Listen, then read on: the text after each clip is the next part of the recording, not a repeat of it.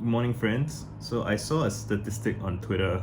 I can't even remember the specifics, but it was basically pointing out that people have fewer friends than they used to, or people feel lonelier than they used to, and that is something I'm passionate enough about that it made me want to stop and make a video, right? And I never set out to be some kind of person who talks about friendship. I think, although if I look back at my body of work, I have mentioned it a lot from the start. But, I always just kind of wanted to be an ideas guy in general, right? Just sort of storytelling, um, play, I don't know, just exploring ideas, making sense of things, being a nerd, right? But implicit in that is that every nerd functions in an ecosystem of some kind. All learning is stuff that you learn. Most learning is stuff that you learn from other people, right? Newton said that if I have seen further, it's by standing on the shoulders of giants. And so it's not necessarily even an extrovert introvert thing. Extroverts might enjoy social interactions, but introverts, even if they don't enjoy social interactions, face to face talking, they still are embedded in some social reality. I've come to believe this to be almost inescapable. Like maybe some very, very small percentage of people are truly able to be truly alone.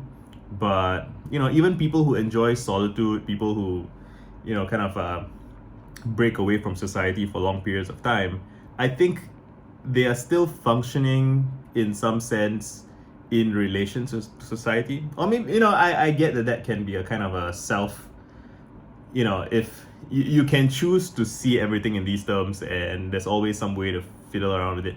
Regardless, I think there are enough people who are lonely who would be served by making more friends or just having more kin, right? Like, so kinship is the thing that I'm talking about. And some people reduce this down to love, and that can work for me, but I think for some people it doesn't, because it's such a loaded word and it's just overused so much that people don't hear anything when they hear it, and so it can be necessary to say the same things in different words until people get it. But I just want to encourage people to make friends, and let's examine this, right? Why are people lonely? Why do people feel like they have less friends than before? I think the stat was something like 10 to 20, 15 to 20% of people don't even have close friends anymore. Why? And how? And I also kind of want to point out that a lot of the things that people try to achieve or accomplish or attain, so the cliche things are sex, money, power, right? All of these things, I believe, while valuable to have and sometimes fun, sometimes interesting, I think a lot when people approach it with neediness, it tends to be because of unfulfilled social needs. And you need money because you need to be able to buy safety and buy interactions and buy things that you cannot get without money, right? Or you can't seem to get without money. And you want to be famous because you feel like then people are looking at you, people are interested in you, and there is a certain sense of psychological safety that's implied by that. Although again, if you actually become famous, you discover that while people are looking at you, they don't really see you. They don't really, and this is like the struggle and pain of so many people, celebrities, right? They might have sought fame thinking that it would scratch some itch, and they find that it actually scratches something else entirely, and the itch remains, and now they have this new wound from all the scratching. And what was the last thing? Power. Yeah, so even in like organizations or whatever, when you have power over people, they will do as you say, but out of fear, or out of fear of repercussions or disincentives or whatever. And that can feel like some kind of social significance, but it's it's fragile, it's context dependent, it's very it can all change in an instant. And the I say this several times, the curse of the dark side is, like, while you can have significance and power in a short amount of time, it can be taken from you in that same way. Like, you it's the path of no friends, the path of no trust, the path of no intimacy, right? Because people only respond to your power. Again, it's not you, it's not your sense of your values. And well, you can, I don't want to, there's arguments there, but I don't want to get into that right now. Really, the thing I want to do is encourage people to talk to their friends. So this assumes that you have some people in your life already. If you don't, I might have to make a separate video about that. I would say like the rock bottom thing that I can think of is if you really have nobody in your life that you feel comfortable talking to, I recommend going on Twitch. So Twitch is the website where people stream themselves playing video games. Go on Twitch, look for people who are streaming themselves playing video games, and there's 0 people watching, right? That means that they're alone, like you, right? If you're alone, and you can go and hop on their streams, and you can talk to them in chat. And in my experience, I do this from time to time, they are always happy to have you, because again, they get on Twitch hoping to have an audience, and there's no audience. So you can be their audience, and you can be the person to brighten up their day. Ask them, hey, what are you playing? Are you having fun? Look for a game that you enjoyed, so that you can have something to say about it. And then they are so happy to have you that you can feel their happiness, and then you feel happy in turn. That's been my experience. And this, for some people who have like 0 positive social interactions, this can be a way of kind of rehabilitating or rewiring your assumptions about social interactions. Like, I'm really talking about like people who are down bad, right? Like where you're so kind of grumpy and angry and needy that in every interaction that you have with people, you bring this hostile energy with you, and then they respond to that, and then that confirms your bias that people are fucked up and they don't want to make friends and they don't care about me and blah blah blah. Like, you have to kind of let go of that stuff, and it's hard to let go, right? It's hard to let go of things that are important to you in some way. They're kind of protecting you in some way. So I would encourage people to go on Twitch and talk to people. And once you kind of do that a little bit, and you feel some sense of, okay, human interactions can be positive, can feel good, then try and bring that to your relationships with your friends, right? And one way we live in COVID times now. It's difficult to go out and stuff like that. And one thing I remember doing in like 2015 or so is do like an audit of all of your chats and your Facebook Messenger, your WhatsApp, Telegram chat, iMessage, whatever it is that you use to chat with people. Like, scroll all the way to the bottom and see who are the people that you used to talk to that you haven't talked to in a while, and like reach out. And the thing that I recommend for this is try and come up with something that's like, so people ask me like, how do I talk to people that I haven't talked to in a long time? It's so strange and awkward to reach out of the blue.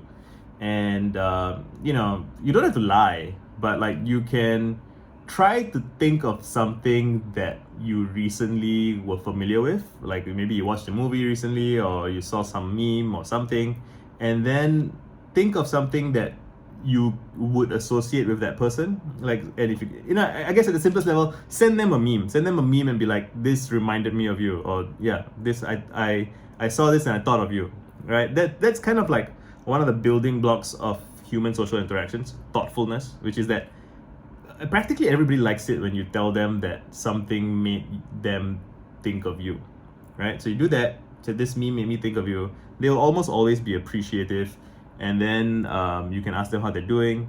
That's a bit generic, general, and vague. And so if you're lucky, sometimes people take that as an invitation to say a lot of stuff. Some people just be like, haha, I'm good, what about you? So it helps to have to have a little bit of a plan, but don't get too fixated on it. Don't get attached to it and kind of expect people to follow your script, because that's not very human. But it helps to have some idea of where you would like to direct people in a conversation. It's like partner dancing, right? You want to have some sense of flow, some sense of, this is what I'm about, this is where I'm going, and at the same time you want to be listening, you want to be reacting, you want to be making space for the other person to express themselves. So especially if you talk, I find that it's great to talk to old friends and be like, hey, so you send them a meme, then you'd be like, I remember, how are you doing? Last I remember you were doing X. Last I remember you were working at Y. Last I remember you were whatever you're playing. The last time we chatted, we were talking about this video game. How's things been since then? And then let them share what they want to share. And maybe some percentage of people might be busy and not want to share stuff or whatever, but some people will start talking and listen, right? Like, it's a two-way thing, you know, like friendship is really, it's about creating this shared understanding, the shared space of, you know, here's what you care about, here's what I care about. Like it's really, you know, I groom you, you groom me, in a sense, with words and ideas and text. And do that, you know, I used to do, like, I remember I used to do it, like, when my wife was in the shower. I don't know why I remember, that's a strange memory that I have, but it used to happen. And like, if you're gonna go out, I guess, and I have some time to kill, I would message like a dozen old friends on Facebook, and like two or three of them, I mean, like half of them to most of half, maybe 6 to 10 of them would reply, and like two or three of them would be pretty excited, and like just kind of, you know, have something to say, and then the conversation would go on for 20-30 minutes, and then, you know, you can be like, hey, you want to meet for coffee sometime, or like, shall we go and watch this thing, like make little proposals, small things that are easy to say yes to, that isn't like a huge commitment. And yeah, you know, it's little things like that, little interact, like it, you should be having, I mean, you don't, there's no should in this thing, so, you know, you can do whatever you like, and no pressure, don't feel like you're supposed to be a certain way. But what I'm trying to invite you to see is that you could be having like a stable, steady kind of daily interaction rate, right? Where you're always kind of putting out feelers to your old friends, ask them how they're doing. You know, reach out to new people as well if you can, but that's another story, I guess. Just kind of always be touching, always be reaching out, right? Like, you know, one of the meditation kind of techniques is like, it's called the body scan, where you kind of think about how are my eyebrows right now, how's my cheeks, you know, how is everything, right? And, you know, you kind of, how my shoulders, and you kind of run through your whole body. And when you do that, you find that you feel more relaxed. And now it's getting to me as I'm going through I did not intend to be thinking about my calves right now, but now I am. You know, I'm massaging my calf with one hand, and it's not like super deliberate, but like once you start, it kind of keeps going. And when you do that, you feel more relaxed. You feel like, oh, there's some tension here that I didn't realize I was carrying. And then you can let it go. And then the same is true for your social body, right? Your social graph, your relationships with people. You can just check in on all of your friends and ask them how they're doing. And like, there's a certain release that happens. There's a certain relief that happens. Sometimes you discover there's potential here. Someone might tell you that they are in a new job and they're hiring, and it might, you know, someone else might be single and looking, and maybe you can go and have coffee sometime, right? And then maybe you end up dating, maybe you end up getting married. Like, you can't know. And the thing is, you should not be needy about this. You should not be like, I expect you to give me this. Like, that doesn't work. You have to just be open to surprise, be open to things happening, but not pressure outcomes. And just kind of, you know, like reach out to lots and lots of people, and just, but don't put too much effort into it. Don't put too much energy into it. Just enough to give them the opportunity to do something, to say something. I can talk about this for hours, but I don't want to make my videos too long. And let me know what kind of follow-up questions you have about this. Done.